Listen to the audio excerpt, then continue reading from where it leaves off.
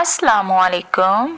एक पुरानी हवेली का लोहे का दरवाजा था जो कभी खुलता ही नहीं।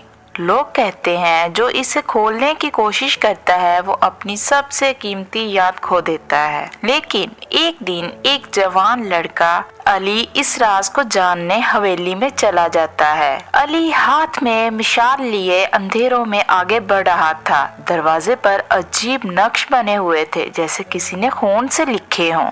उसका दिल तेज तेज धड़कने लगा।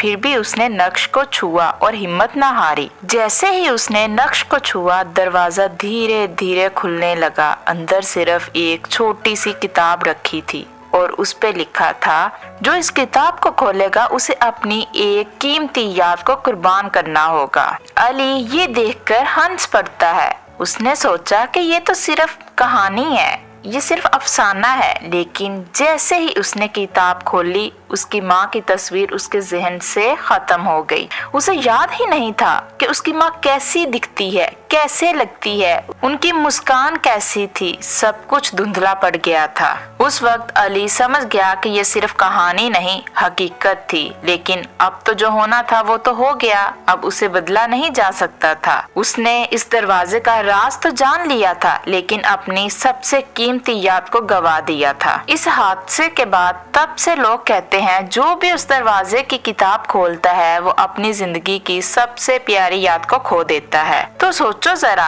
अगर आप उस दरवाजे के सामने होते तो क्या आप में इतनी हिम्मत होती कि आप उस दरवाजे को खोल पाते? आप लोग मुझे जरूर कमेंट बॉक्स में बताइएगा कि क्या आप लोग वो दरवाजा खोलते। ऐसी मजीद स्टोरीज जानने के लिए आप लोग मेरे चैनल को सब्सक्राइब कर लें और बेल आइकन को भी प्रेस कर लें। Thanks for watching.